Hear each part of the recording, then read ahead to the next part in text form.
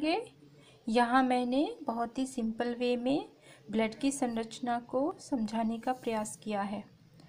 Blood, जिसे हम रुधिर या रक्त भी कहते हैं, वो एक लाल रंग का चिपचिपा सा, जल से कुछ भारी, अपारदर्शी सा हल्का क्षारीय पदार्थ होता है।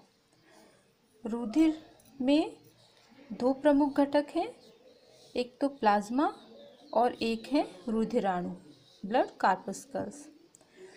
जो प्लाज्मा होता है तो वो हमारे ब्लड का 55 से 60% तक बनाता है, जिसमें 90 to 90% जल होता है और 8 to 10% से कार्बनिक और अकार्बनिक पदार्थ होते हैं।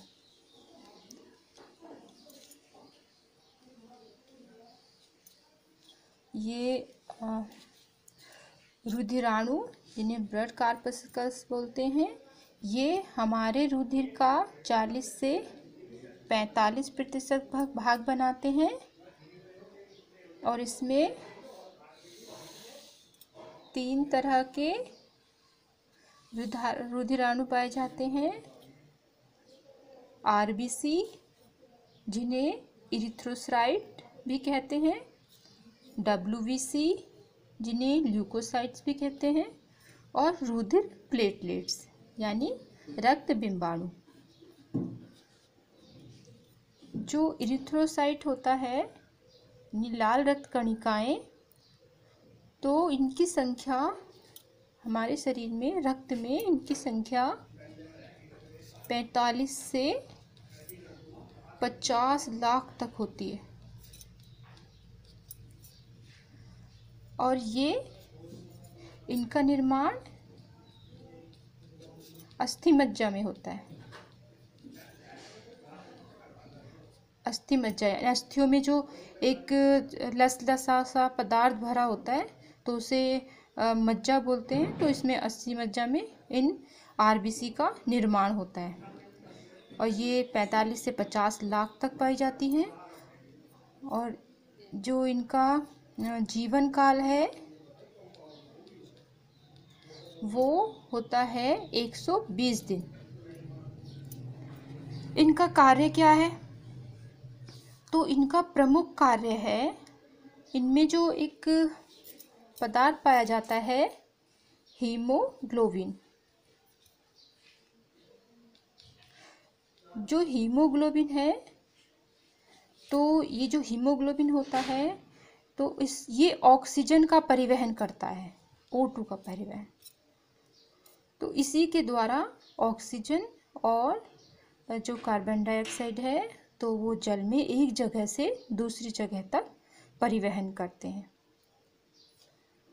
नेक्स्ट हमारा है WBC, ल्यूकोसाइट्स।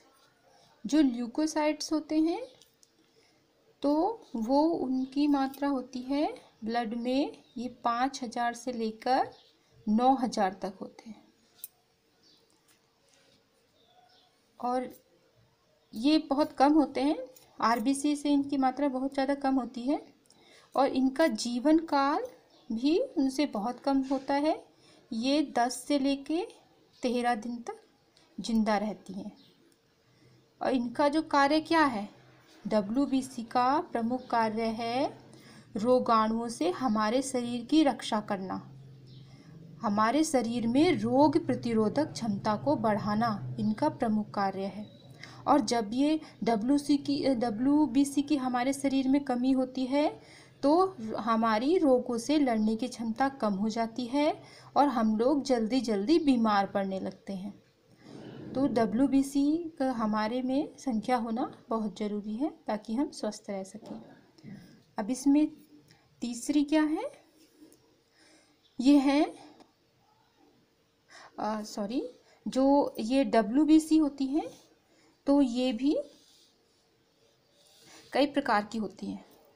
एक तो होता है कणाकार ग्रेनुलोसाइट्स और एक होती हैं अकणाकार अग्रेनुलोसाइट्स। अब जो कणाकार है और अकणाकार है तो वो सब टोटल मिला के 5 तरह की होती हैं। हमें सिर्फ WBC याद रखना है, ग्लूकोसाइड। सभी का क्योंकि काम है रोग प्रतिरोधक क्षमता को बढ़ाना, तो इसे हम WBC के थ्रू याद रख लेंगे। नेक्स्ट हमारा होता रुधिराणु है रुधिर प्लेटलेट्स। जो रुधिर प्लेटलेट्स होते हैं इनका निर्माण भी अस्थि मज्जा में ही होता है। इनका निर्माण अस्थि मज्जा में होता है। ये केवल मनुष्य के अंदर पाए जाते हैं, मनुष्य के अंदर ही मिलते हैं ये, और ये 3 लाख तक पाई जाती हैं। एक मनुष्य में ये 3 लाख तक पाई जाती हैं। और इनका जीवन काल कितना होता है? इनका जीवन काल होता है 7 से लेके 10 दिन। इनका प्रमुख कार्य क्या है? इनका प्रमुख कार्य है रुधिर का थक्का जमाना, जिससे रक्तस्राव रुक जाए। जो कटा हुआ स्थान होता है तो वो रुधिर के थक्के से ढककर जीवाणुओं और धूल आदि से सुरक्षित हो जाता है। तो ये हमारे लिए बहुत ज़रूरी है। तो देखा बच्चों, आपने ब्लड की स्ट्रक्चर को एक बार फिर से हम रिवाइज कर लेते हैं। हमारा जो मानव का रुधिर होता है तो वो उसमें जो पार्ट होते हैं 2 होते हैं, एक तो प्लाज्मा है और एक है रुधिराणु। जो प्लाज्मा होता है तो वो थोड़ा येलो कलर का होता है और 55 से 7% तक बनाता है भाग, और जिसमें से 90 से 92% जल होता है। बाकी 8 से 10 कार्बनिक और अकार्बनिक पदार्थ होते हैं। जबकि जो रुधिराणु है तो वो उसको हम कह सकते हैं सॉलिड पार्ट, ठोस होते हैं ये। तो इसमें भी 3 तरह के रुधिराणु होते हैं, जैसे RBC, WBC और रुधिर प्लेटलेट्स। जो RBC का प्रमुख काम क्या है कि ये ऑक्सीजन का परिवहन करते हैं, और क्योंकि ऑक्सीजन के द्वारा ही हमारा, या फिर इन RBC के थ्रू ही हमारे जो है ऑक्सीजन और कार्बन डाइऑक्साइड का परिवहन होता है, और पोषक पदार्थों का परिवहन ब्लड के ही जरिए होता है, तो इसलिए हमारे लिए बहुत ज़रूरी है। जबकि WBC जो क्या होती है, ये हमें रोग प्रतिरोधक क्षमता बढ़ाती है और रोगाणुओं से लड़ने की शक्ति देती है। और जबकि रुधिर प्लेट्स हमारे शरीर में रक्त का थक्का बनाती है। स्टूडेंट्स, आई होप ये टॉपिक आपको समझ आया होगा। इसे एक बार अपनी बुक्स में भी अच्छे से पढ़ लीजिए।